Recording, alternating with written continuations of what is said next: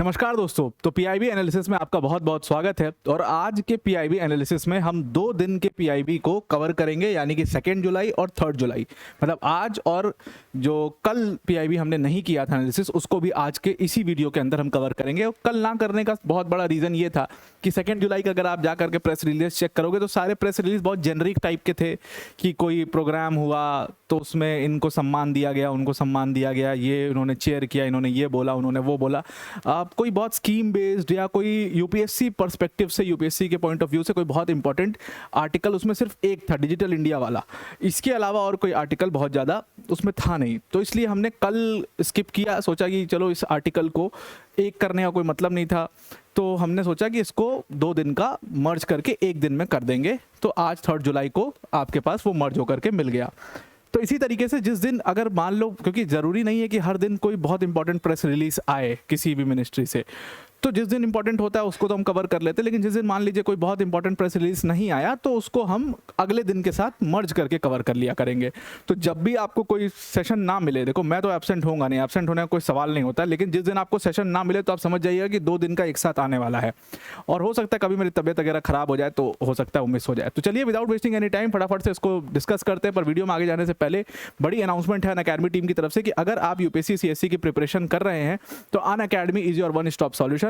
Unacademy ने यहाँ पर आपके लिए अपनी एनसीईआरटी किताब को लॉन्च कर दिया है, जिसको बहुत दिनों से आप जिसका इंतजार कर रहे थे। वो एनसीईआरटी की किताबें जो है वो यहाँ पर लॉन्च हो चुकी हैं। इसमें आपको कंप्लीट पूरा 6 to 12 की एनसीईआरटी को कवर कर दिया गया। एक किताब के अंदर अलग अलग स्कैटर्ड आपको यहाँ पर पढ़ाई नहीं पढ़नी है। इसको डाउनलोड कर लीजिएगा फ्री ऑफ कॉस्ट, और इस क्यूआर कोड को स्कैन करके भी आप इसको डाउनलोड कर सकते हैं। Now without wasting any time let us directly come to the topic of today, that is digital India. 11 years हो गए भारत डिजिटल इंडिया को, और इसीलिए आपको ये आर्टिकल 2 जुलाई के न्यूज़ में दिख रहा था। अब 11 years of digital India, better health care, digital markets making lifes easier. अब मैंने आपको डिजिटल इंडिया पर कम से कम, नहीं भी तो अभी तक जो मुझे ध्यान है 22 जून से हमने स्टार्ट किया, कम से कम 3 से 4 आर्टिकल्स हम डिजिटल इंडिया के ऊपर कर चुके हैं। हम डिजिटल पब्लिक इंफ्रास्ट्रक्चर के ऊपर जब भी डिस्कस करते हैं तो मैंने आपको ट्रिनिटी बताई थी, the Trinity of public digital public infrastructure, DPI की ट्रिनिटी बताई थी। अगर आपको थोड़ा भी वो याद है, और मैंने आपको याद रखा था कि जैम ट्रिनिटी को हमेशा याद रखो, मैंने आपको जैम ट्रिनिटी दी थी, JA और M, ये जैम ट्रिनिटी मैंने आपको दी थी, जो कि डीपीआई के लिए बहुत इंपॉर्टेंट है।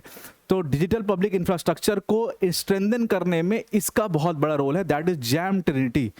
तो जनधन आवाज, जनधन योजना, आधार और M फॉर क्या है, ये आप मुझे कमेंट बॉक्स में बताना कि इसका क्या मतलब है।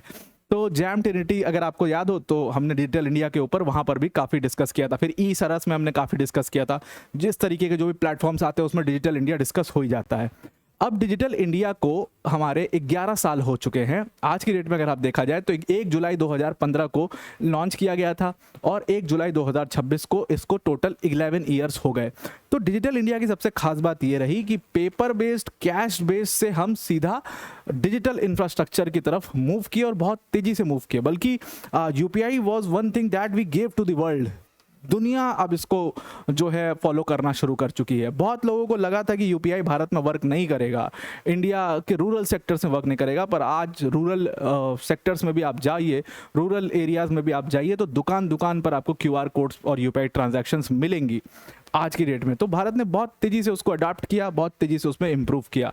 तो 3 फ्लैगशिप इसके आउटकम्स हैं। अब देखिए सबसे पहली चीज़ क्या है कि सबसे पहले डिजिटल पब्लिक इंफ्रास्ट्रक्चर को मजबूती देने में आइडेंटिटी यानी आधार का बहुत बड़ा रोल रहा है। और आधार लिंकेजेस की वजह से क्या हुआ कि यूपीआई पेमेंट्स का ट्रेसेबिलिटी जो है वो काफ़ी अच्छा हो गया। तो UPI transactions can be are made traceable, और तभी ये सिक्योर हो सकते हैं। दूसरी चीज़ यहाँ पर क्या है कि इसको डेटा शेयरिंग सिस्टम से कनेक्ट किया गया, दैट इज़ इंडिया स्टैक। इसी के अंतर्गत यूपीआई को एनपीसीआई ने लॉन्च किया था कि bank to bank, instant bank to bank transfer आपको देखने को मिले। फिर इसी डिजिटल इंडिया के अंदर आपको पता है कि मिशन पोषण 2.0 लॉन्च किया गया, और उसके अंतर्गत पोषण ट्रैकर लॉन्च किया गया। अब ये 3 चीज़ें हैं। पहला यहाँ पर बता रहा है identity, that is Aadhaar initiative, second is Poshan tracker, and third is India handmade. अब पोषण ट्रैकर क्या है इसको भी डिस्कस कर लेते हैं। मिशन पोषण 2.0 ये अंत ये ना मतलब जितने भी आंगनबाड़ी सेंटर्स हैं उन आंगनबाड़ी सेंटर्स को डिजिटलाइज करने का एक मिशन है कि अब आंगनबाड़ी सेंटर्स की जिम्मेदारी क्या होती है, सिर्फ बच्चों को करिकुलम में लाने की जिम्मेदारी नहीं होती है, बच्चों को उनकी बहुत सारी उनकी न्यूट्रिशनल वैल्यू पूरी हो रही है। सबसे बड़ा कंसर्न आंगनबाड़ी सेंटर्स का ही होता है कि बच्चों को न्यूट्रिशनल वैल्यू, जो गरीब बच्चे हैं उनकी न्यूट्रिशनल वैल्यू पूरी होनी चाहिए, क्योंकि कई बार उस न्यूट्रिशन वैल्यू की वजह से उनका पूरा मतलब फ्यूचर जो है ख़राब हो जाता है, उनको कुछ बीमारियां लग जाती हैं, उनके साथ कुछ प्रॉब्लम्स हो जाती है, कुछ बड़ी प्रॉब्लम्स हो जाती है, तो वो एक बहुत बड़ा इशू होता है। तो प्लान ये था मिशन पोषण के अंदर कि हम सारे आंगनबाड़ी सेंटर्स को कनेक्ट कर देंगे, डिजिटली कनेक्ट करेंगे और उससे जो ट्रैकिंग होगी वो प्रॉपर हो पाएगी। इसी को ट्रैक करने के लिए, इसके आउटकम को ट्रैक करने के लिए पोषण ट्रैकर निकाला गया। पोषण ट्रैकर क्या करेगा, वो देखिएगा कि कितने न्यूट्रिशनल वैल्यू पूरी कर रहे हैं, कितने बेनिफिशियरीज इससे जोड़े गए, वो सारी चीज़ें। इसी के लिए इसी डिजिटल इंडिया के अंतर्गत हमने इंडिया हैंडमेड लॉन्च किया, which is launched by the ministry of textiles. और इसमें जितने भी आर्टिजन्स थे, रूरल आर्टिजन्स थे, जो हैंड वीवन या हैंड वोवन कुछ बना रहे थे या कुछ हाथों से बना रहे थे, जो बहुत छोटे छोटे आर्टिजन्स थे, बहुत बड़ी इंडस्ट्री का हिस्सा नहीं थे, उनको कहीं ना कहीं बायर्स से जोड़ने के लिए एक market place kind of India made में क्रिएट किया गया। वही ई सरस वाला जो आपको मैंने बताया था कि ई सरस भी kind of a market place था, जिससे जो विमेंस थी उनको इससे जोड़ा गया।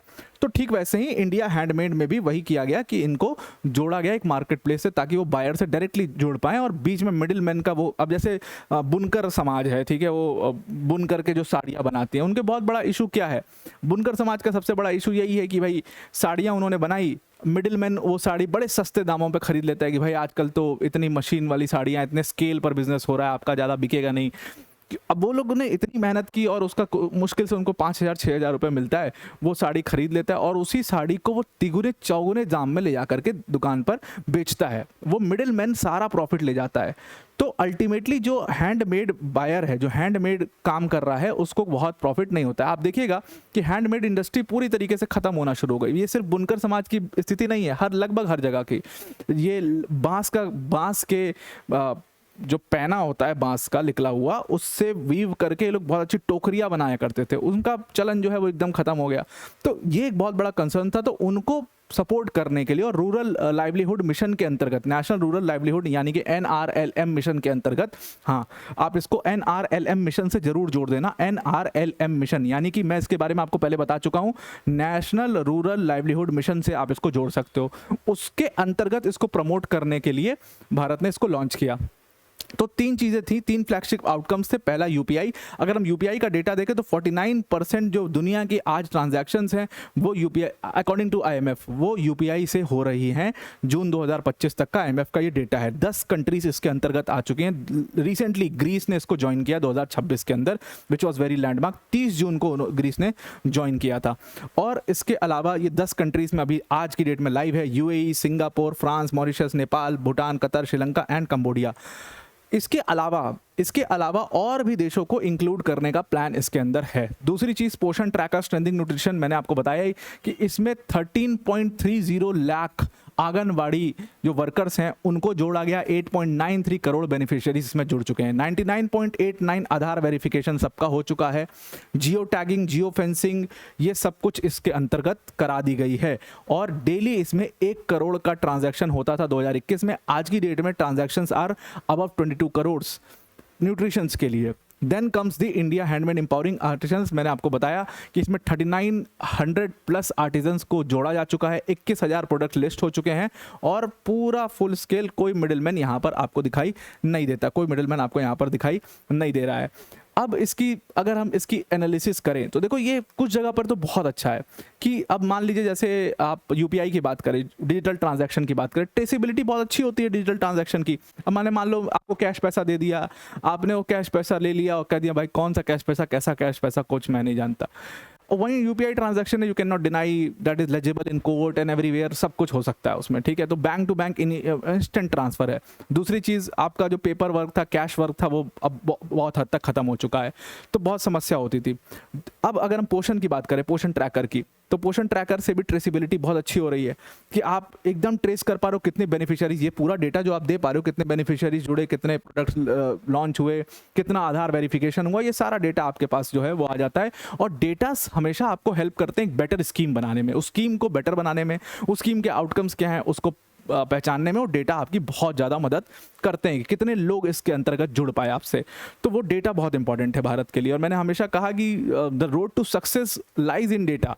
मतलब अगर आपको एज अ कंट्री डेवलप्ड होना है, अगर आप विकसित भारत का सपना देख रहे हो, हम इसको भी डिस्कस कर चुके हैं डेटा की क्या इंपॉर्टेंस होती है। तो क्योंकि जब हमने इंडेक्स वाला पढ़ा था कि इंडेक्स जो इंडस्ट्रियल प्रोडक्शन इंडेक्स है, इंडेक्स ऑफ इंडस्ट्रियल प्रोडक्शन वो है हमारे पास, लेकिन एग्रीकल्चर प्रोडक्शन इंडेक्स नहीं है हमारे पास, सर्विसेज सेक्टर का कोई इंडेक्स नहीं है हमारे पास। तो सर्विसेज सेक्टर का इंडेक्स लॉन्च किया गया था, आपको ध्यान में हो अगर, तो वहाँ पर मैंने कहा था कि डेटा को स्कीम बेस्ड यूज़ करने के लिए बहुत ज़्यादा इंपॉर्टेंट होता है, इसीलिए डेटा बहुत रिक्वायर्ड है। तो डेटा आपको यहाँ से मिल जाएगा, लेकिन इसके साथ कुछ समस्याएं हैं। अगर आप एक चीज़ नोटिस कर पा रहे होगे तो ये नोटिस आप कर पा रहे होगे कि अब आपकी जो पूरी डिपेंडेंस है वो कनेक्टिविटी और डिवाइसेस के ऊपर हो चुकी है। अगर आपकी कनेक्टिविटी और डिवाइसेस नहीं होगी तो आप फड़फड़ा जाएंगे, तड़पड़ा जाएंगे, आप कुछ नहीं कर सकते। दूसरी चीज़, यूपीआई ट्रांजैक्शन के साथ खास तौर से दिक्कत ये है कि ये जो यूपीआई ट्रांजैक्शंस बताए जा रहे हैं 49% है, इसमें लो कैश ट्रांजैक्शंस बहुत ज़्यादा हैं, 500 से कम की ट्रांजैक्शंस बहुत ज़्यादा हैं।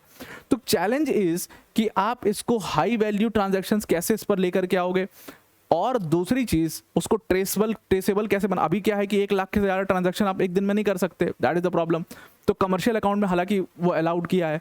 तो अब जब चैलेंजेस की हाई ट्रांजैक्शंस और क्रॉस बॉर्डर ट्रांजैक्शंस, वो दोनों हमें इसके अंदर इंटीग्रेट करना पड़ेगा, तभी दिस विल वर्क। और इंडिया हैंडमेड के साथ सबसे बड़ी दिक्कत ये है कि अब ये प्रोडक्ट लिस्ट हो गए, सब कुछ लिस्ट हो गई, मिडिलमैन को आपने ख़त्म कर दिया, बट द प्रॉब्लम इज़ कि लॉजिस्टिक्स, स्केलिंग, मार्केटिंग, उसको बड़ा कैसे बनाना है, ब्रांड कैसे बिल्ड करना है, वो सारी चीज़ें अभी यहाँ पर लैगिंग है, वो सपोर्ट यहाँ पर नहीं मिल पा रहा है। तो ये कुछ उसका क्रिटिकल एनालिसिस थे। लेकिन अगर इसमें हमको अच्छाइयाँ देखें तो फाइनेंशियल इंक्लूजन है सबसे बड़ी बात, ease of doing business, ease of living for citizens, ease of doing business, ये सब है। दूसरी चीज़, ग्लोबल कॉम्पिटिटिव, उसमें भारत आगे चला जा रहा है, ये सारी चीज़ें हैं। अगर आपको कुछ सजेस्ट करना हो तो आप ये सजेस्ट कर सकते हो कि हमें डिजिटल लिटरेसी को और डीपन करना पड़ेगा और कनेक्टिविटी हर सिटीजन तक पहुँचानी पड़ेगी, जो कि इसको भी मैंने डिस्कस कर चुका है, किया जा चुका है कि कैसे कनेक्टिविटी सारे सिटीजन तक पहुँची, कितने % लोग जो हैं भारत के इसके कनेक्टिविटी के अंतर्गत आ चुके हैं, ब्रॉडबैंड में कितने लोग आ चुके हैं, पर्सनल में कितने लोग आ चुके हैं।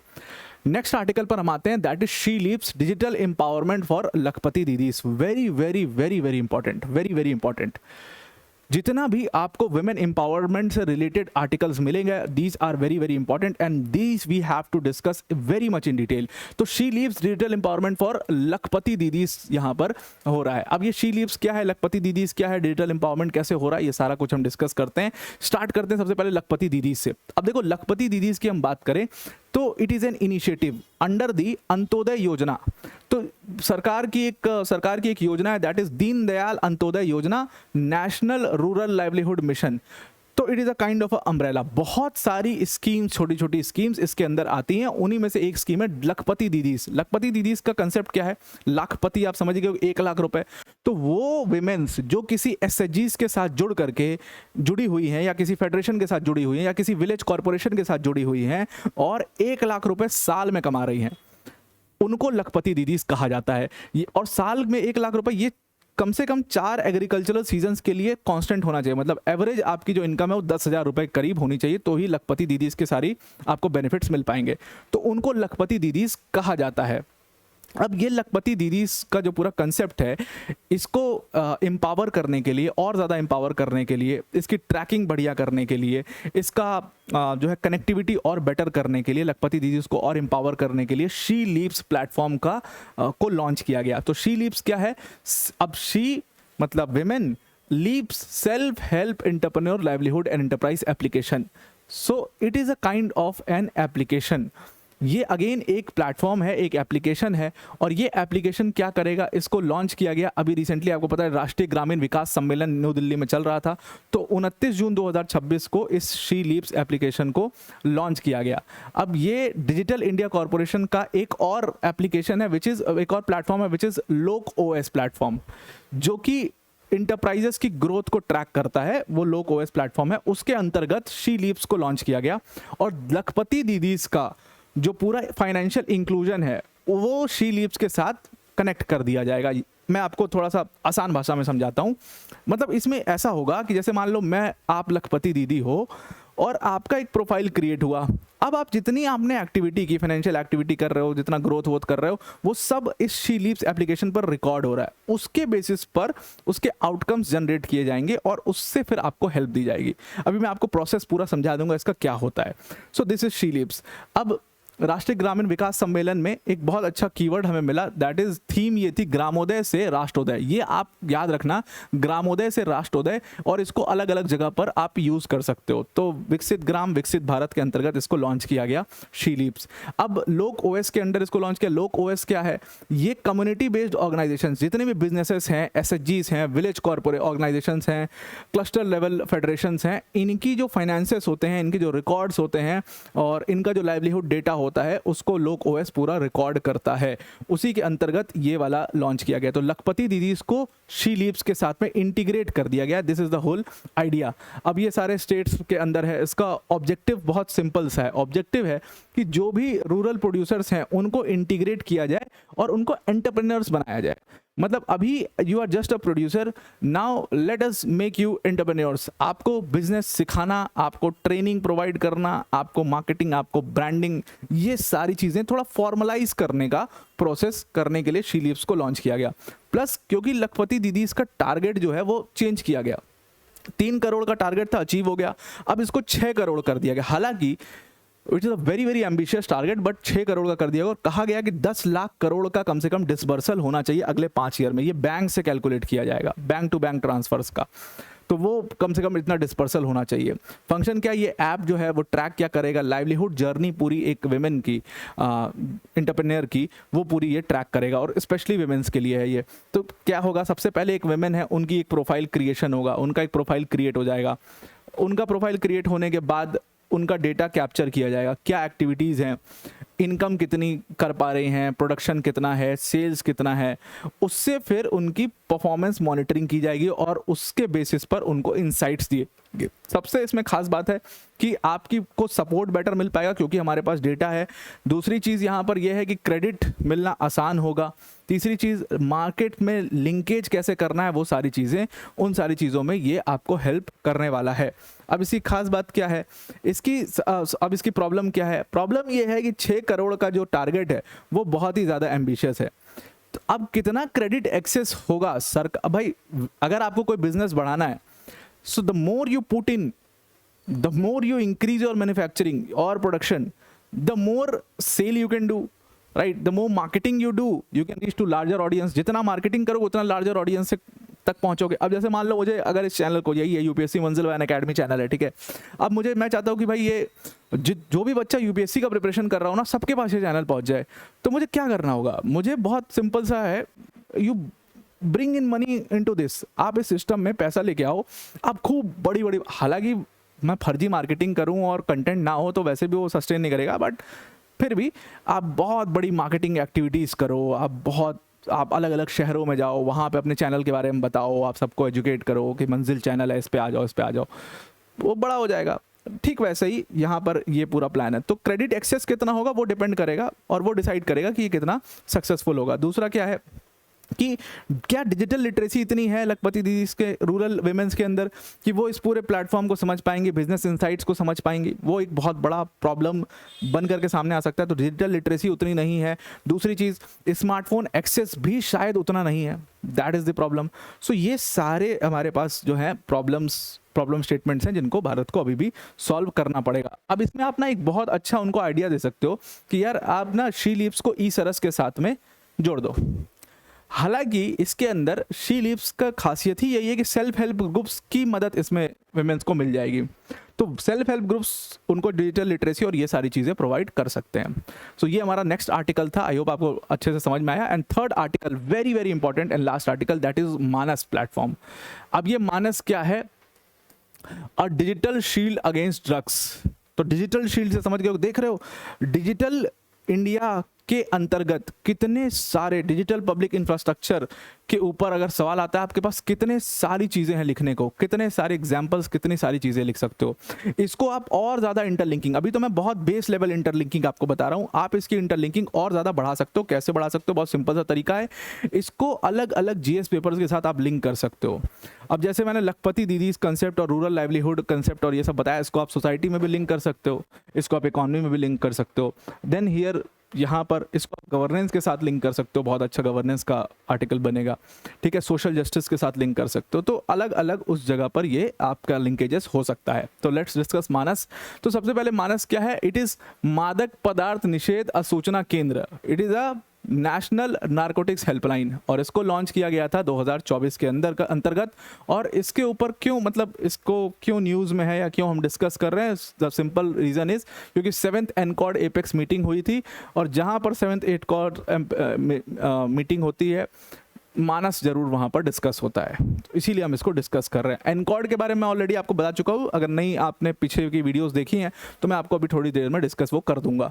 तो ये एक तरीके की नेशनल नारकोटिक्स हेल्पलाइन है और इस हेल्पलाइन से, मतलब जो नंबर इज़ 1933, ये हेल्पलाइन 24/7 हेल्पलाइन है, प्लेटफॉर्म है, आप कॉल कर सकते हो, आप वेब पोर्टल है इनका, वहाँ पर जा सकते हो। उमंग ऐप में भी ये है, तो वहाँ पर भी आपको ये एनलिस्टेड मिलेगा। तो कोई ड्रग ऑफेंस हो रहा है, सबसे पहली चीज़ तो उसको आप रिपोर्ट कर सकते हो, आपकी आइडेंटिटी को बिल्कुल एनोनिमस रखा जाएगा। दूसरी चीज़, आप अगर काउंसलिंग और रिहैबिलिटेशन चाहते हैं तो उसके लिए भी मानस को आप यूज़ कर सकते हैं। तो नशा मुक्त भारत विजन को स्ट्रेंथन करने के लिए इस प्लेटफॉर्म को, इस हेल्पलाइन को लॉन्च किया गया था। अब अगर हम देखें तो हमारे देश में ड्रग्स से रिलेटेड जो एक्ट है, दैट इज़ एनडीपीएस एक्ट। तो इसके अंदर सारे ऑफेंसेस लिस्ट हैं, इसके अंदर सारी पेनल्टीज लिस्ट हैं। और जो एपेक्स अथॉरिटी है जो ड्रग रिलेटेड केसेस को मैनेज करती है, that is NCB, national narcotics control bureau, जो कि एनडीपीएस एक्ट के अंतर्गत 1986 में बनाई गई थी। 85 में एनडीपीएस आया और 86 में एनसीबी बनाई गई। एनकॉर्ड जो है, एनकॉर्ड का जो जिक्र अभी यहाँ पर आ रहा था वो क्या है? It is a kind of a coordination cell. Coordination cell है, मतलब इसमें यूनियन होम मिनिस्टर इसको चेयर करते हैं, सेंट्रल गवर्नमेंट बैठी होती है, इनकी मीटिंग होती है साल में एक बार, तो यूनियन होम मिनिस्टर बैठे हुए हैं, वो पूरा चेयर कर रहे हैं। उनके साथ सारी नोडल एजेंसीज जो भी ड्रग के केसेस में इन्वॉल्व हो जाती हैं, जैसे बॉर्डर से पार करा तो बीएसएफ इन्वॉल्व हो गई, इंडियन कोस्ट गार्ड इन्वॉल्व हो जाते हैं, अगर सी से पार करा रहे हो, लैंड से पार करा रहे हो तो बीएसएफ रहता है। फिर उसके बाद आपका जो लोकल पुलिस होती है वो आ जाती है, तो पुलिस इसमें इन्वॉल्व होती है। फिर उसके बाद स्टेट्स जो है, स्टेट के रिप्रेजेंटेटिव्स जो होते हैं वो इसमें अंदर मौजूद होते हैं, उन्हीं के साथ पुलिस भी इसमें मौजूद होती है। फिर मतलब, और फिर उसके बाद एनसीबी भी उसमें होता है। फिर इंटेलिजेंस ब्यूरो के पास बहुत सारी इंटेलिजेंस आती है कि यहाँ से पेडलिंग हो रही है, यहाँ से होने वाली है, वहाँ से, तो वो इंटेलिजेंस भी आ सकते हैं। और एनकॉर्ड में सब लोग साथ में बैठ करके अपने बीच में इंटेल शेयरिंग करते हैं कि मेरे पास ये इंटेल है, आपके पास ये इंटेल है, और फिर उससे एक्शन प्लान्स बनाते हैं कि हम यहाँ पर छापा मारते हैं, यहाँ पर पकड़ते हैं, और पूरे उस नेटवर्क को बस्ट करने में हेल्प करता है। That is called NCORD. तो अभी रिसेंटली उसी एनकॉर्ड की एपेक्स मीटिंग थी और उसके अंदर मानस जो है उसको लॉन्च किया गया था, तो उसके ऊपर बातचीत हुई। अब यहाँ पर अभी बताया जा रहा है कि 30 हमारे पास एक्शनेबल टिप्स हैं, सारे स्टेट्स के अंदर इसको लगा दिया गया है। और इसकी सबसे खास बात क्या है कि ये तुरंत टिकट जनरेशन और ये सारी चीज़ें हो जाती, तो ये पूरा डेटा इन्होंने यहाँ पर दिया हुआ है। डेटा इज़ लाइक कि 10 लाख कनेक्शंस हैं अभी तक इसके ऊपर, 2,65,673 ड्रग रिलेटेड जो इनपुट्स हैं वो हमें मिल चुके हैं। ओवर 16,200 एक्शनेबल लीड्स हैं हमारे पास, 47,500 प्लस कॉल्स हैं जो कनेक्ट किए गए हैं, 32,900 सिटीजन्स जो हैं जिनको असिस्टेंस दी गई है इसके अंतर्गत। ये सारा है, ये सारा पूरा अपने पास डेटा आ गया, ये सारा डेटा है। अब आप इसको अपने हिसाब से यूज़ कर सकते हैं या नहीं यूज़ कर सकते हैं। अब ये वर्क कैसे करता है सबसे पहले तो ये समझते हैं। तो जैसे मान लो आप सिटीजन हो, ठीक है, और आपने 1933 पे 1933 पर कॉल किया, तो कॉल उठा। कॉल उठने के बाद क्या होगा, आप दो चीज़ कर सकते हो, या तो आप बता सकते हो कि भाई हाँ ड्रग ऑफेंसेस हो रहे हैं, यहाँ पर ये है, यहाँ पर ये पेडलिंग चल रही है, यहाँ पर ये बदमाशी चल रही है। और दूसरी चीज़, अगर मान लीजिए आपने बताया कि हाँ भाई यहाँ पर ये बदमाशी चल रही है, तो आपकी आइडेंटिटी पूरी तरीके से अनोनिमस रखी जाए। वैसे भी आपकी आइडेंटिटी पूरी तरीके से अनोनिमस रखी जाएगी। और आपने जो बदमाशी बताई तो एक डिजिटल टिकट उससे क्रिएट किया जाएगा। अब डिजिटल टिकट क्रिएट किया, ये डिजिटल टिकट बेसिकली बताएगा कि किस अथॉरिटी के पास इस कॉल को ट्रांसफ़र करनी है। तो मान लीजिए आपने कोई बदमाशी बताई कि हाँ यहाँ पर ड्रग ऑफेंस हो रहा है, तो वो सीधा एनसीबी के पास, एनसीबी की जितनी भी जोनल यूनिट्स हैं सबके पास चला जाएगा। जो भी एक्शनेबल जोनल यूनिट होगी वो अपना एक्शन वहाँ पर ले लेगी। अगर आपने कहा नहीं भाई मुझे कैरियर एडवाइस, मुझे रिहैबिलिटेशन चाहिए, मुझे काउंसलिंग चाहिए, तो फिर उसको सपोर्ट में भेज दिया जाएगा। ये पूरा खास बात है मानस की, this is how Manas works. अब इसके साथ दिक्कत क्या है, देखो अच्छी बातें तो बहुत सारी मैंने आपको बताई थी, दिक्कत क्या है, सबसे बड़ा दिक्कत है लैंग्वेज बैरियर। लैंग्वेज, ऐसे प्लेटफॉर्म्स के अंदर लैंग्वेज बैरियर हमेशा प्रॉब्लम रहता है। जो नॉन हिंदी स्पीकिंग लोग हैं, जो नॉन इंग्लिश स्पीकिंग लोग हैं, अभी तक उनके लिए मल्टीलिंगुअल लैंग्वेज का ऑप्शन इस प्लेटफॉर्म में नहीं दिया गया है। चैटबॉट अभी भी डेवलपमेंट के अंदर है और मल्टीलिंगुअल बातचीत करने का ऑप्शन इस पूरे प्लेटफॉर्म के अंदर अभी तक नहीं दिया गया। This is the biggest gap that they have to face.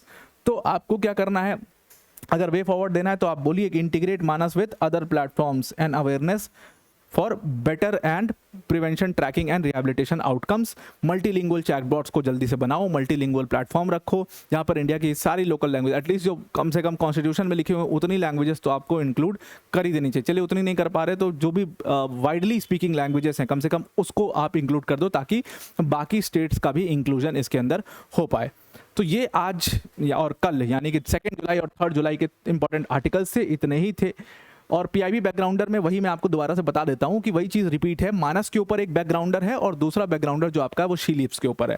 तो ऑलरेडी मैंने इसको आर्टिकल्स में डिस्कस कर दिया, इसलिए बैकग्राउंडर पर मैं नहीं जा रहा हूँ और उतना डेटा बेस्ड हम नहीं रख रहे हैं, क्योंकि यहाँ पर डेटा की बहुत रिक्वायरमेंट नहीं है। क्या है, कैसे वर्क करता है, हाउ इट इज़ एम्पावरिंग, इसका इंटरलिंकेज कैसे है, वो इंपॉर्टेंट है हमारे लिए। तो आज के लिए इतना ही पीआईबी एनालिसिस के अंदर, आज के लिए इतना ही। Thank you and have a nice day.